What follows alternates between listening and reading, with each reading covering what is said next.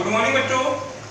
Class 11 में chemistry के first part में हमारा टॉपिक रासायनिक आबंधन और आणविक संरचना चल रहा था। कल हमने आपको तत्वों की संयुक्ता का इलेक्ट्रॉनिक सिद्धांत बताया था। हमने आपको उसमें बताया था कि कुछ तत्व ऐसे होते हैं जिनके परमाणु क्रमांक अक्रिय गैस के समान होते हैं या जिनके बाह्य कोश का विन्यास होता है उसमें बाह्य कोश में 8 इलेक्ट्रॉन पाए जाते हैं और कुछ तत्व ऐसे होते हैं जिनके परमाणु के बाहरी कोश में 8 से कम या 8 से अधिक इलेक्ट्रॉन होते हैं।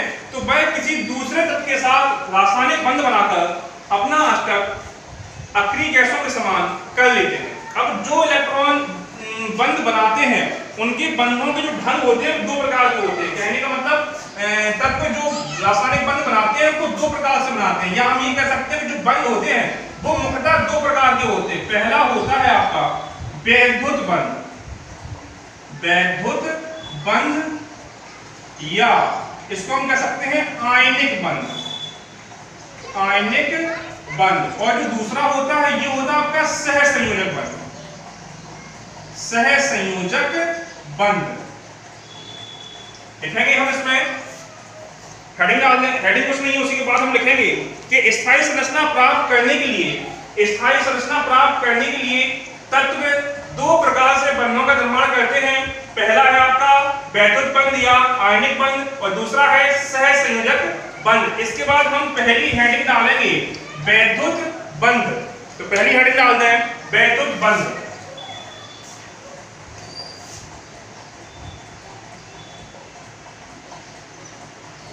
वैद्युत बंध, देखें ये किस प्रकार का बंध होता है, क्या होता है इसमें। हेडिंग कर दें वैद्युत बंध।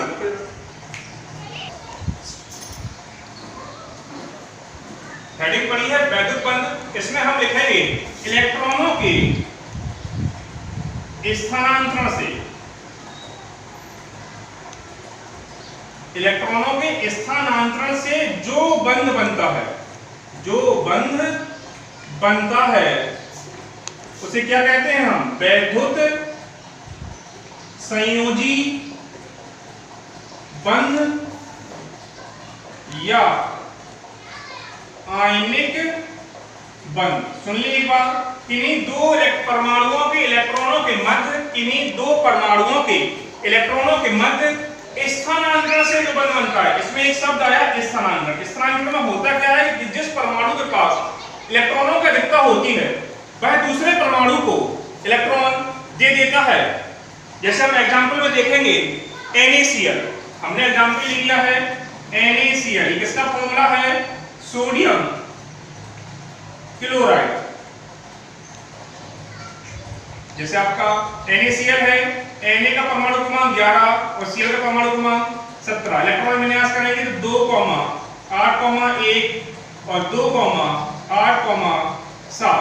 एक चीज और बता देते आपको हम कि कोई भी परमाणु जो होता है वह अधिकतम 4 इलेक्ट्रॉनों को ग्रहण कर सकता है। कितने इलेक्ट्रॉन्स को, 4 इलेक्ट्रॉनों को। अब जैसे सोडियम के देखो तीसरे कोष में 1 इलेक्ट्रॉन है, कितने अष्टक पूरा करने के लिए कितने इलेक्ट्रॉन की आवश्यकता है इसे, 7 इलेक्ट्रॉन की। तो कोई परमाणु से 7 इलेक्ट्रॉन तो देगा नहीं। अब ये क्या करेगा, अपना 1 इलेक्ट्रॉन किसी दूसरे परमाणु को दे देगा। जैसे साथ में लगा हुआ क्लोरीन, तो ये देखें Na लिख दिया हमने, यहाँ लिख दिया हमने क्लोरीन। Na के बाहरी कोष में 1 इलेक्ट्रॉन, ये रहा। Cl के बाहरी कोष में 7 इलेक्ट्रॉन है। दर्शाएंगे 1 2 3 4 5 6 7। ये Na अपने इलेक्ट्रॉन किसको दे देगा, Cl को दे देगा। इलेक्ट्रॉन Cl को दे दिया। जब 1 इलेक्ट्रॉन दिया है तो Na पर कितना आवेश आएगा, 1 प्लस का आवेश। और Cl ने इलेक्ट्रॉन लिया है, इस पर कैसा आवेश आएगा, माइनस का आवेश। और ये जो निशान होगा ये इस तरह से हम लगा देते हैं। ये रहेगी आपकी NaCl की संरचना। फिर देख लें एक बार, सोडियम क्लोराइड का हमने एग्जांपल ले लिया। Na का परमाणु क्रमांक 11, Cl का 17। इलेक्ट्रॉनिक विन्यास करेंगे 2,8,1 और 2,8,7। कोई भी परमाणु 4 इलेक्ट्रॉन से ज्यादा ग्रहण नहीं कर सकता है, ये कंडीशन रहती है। इसको कितने चाहिए इलेक्ट्रॉन अपना अष्टक पूरा करने के लिए, 7 इलेक्ट्रॉन। तो कोई 7 इलेक्ट्रॉन तो देगा नहीं इसको, तो ये क्या करेगा, अपना 1 इलेक्ट्रॉन क्लोरीन परमाणु को दे देगा। हमने Na का बाह्य कोश का विन्यास किया, 1 इलेक्ट्रॉन है, ये इलेक्ट्रॉन लगा दिया। क्लोरीन के बाहरी कोश में 7 इलेक्ट्रॉन, 1 2 3 4 5 6 7। Na अपना 1 इलेक्ट्रॉन क्लोराइड को दे देगा, क्लोरीन परमाणु को दे देगा। Na ने एक इलेक्ट्रॉन दिया है 1 प्लस का है और Cl ने इलेक्ट्रॉन लिया है, तो 1 माइनस चार्ज। कोई भी परमाणु जितने इलेक्ट्रॉन्स को देता है, कोई परमाणु जितने इलेक्ट्रॉन को देता है उसके ऊपर उतने ही धनात्मक आवेश आ जाते हैं, और जो परमाणु इलेक्ट्रॉनों को लेता है उसके ऊपर उतने ही ऋणात्मक आवेश आ जाते हैं। ये आपका पहला एग्जांपल हो गया है। जैसे हम दूसरा एग्जांपल ले रहे हैं, MgCl2 मैग्नीशियम क्लोराइड। दूसरा एग्जांपल है MgCl2 मैग्नीशियम क्लोराइड। देखिए इसको हम स्ट्रक्चर किस तरह से बनाएंगे। हमने एग्जांपल लिया था मैग्नीशियम क्लोराइड का, ये हमने लिख दिया, देखिए Mg, ये Cl लिखा है और ये Cl लिखा है। Mg का जो परमाणु क्रमांक होता है 12 होता है, इलेक्ट्रॉनिक विन्यास होगा 2,8,2, Cl का होता है 17, 2,8,7। मैग्नीशियम के बाहरी कोश में 2 इलेक्ट्रॉन, एक ये है और एक ये है। क्लोरीन के बाहरी कोश में 7 इलेक्ट्रॉन, 1 2 3 4 5 6 7, इसके भी 1 2 3 4 5 6 7। अब मैग्नीशियम क्या करेगा, एक इलेक्ट्रॉन Cl को देगा और एक इलेक्ट्रॉन Cl को देगा। देखो मैग्नीशियम ने दोनों इलेक्ट्रॉन दे दिए, अब Cl ने इलेक्ट्रॉन एक लिया है, 8 इसके पास हो गए, Cl ने भी इलेक्ट्रॉन लिया है, 8 इसके पास भी हो गए, और मैग्नीशियम ने 2 इलेक्ट्रॉन दान किए हैं, दे दिए हैं। तो कितने थे पहले, 12 थे, अब कितने बचेंगे, 10 बचेंगे। तो इसका इलेक्ट्रॉन विन्यास क्या हो जाएगा, 2,8 हो जाएगा।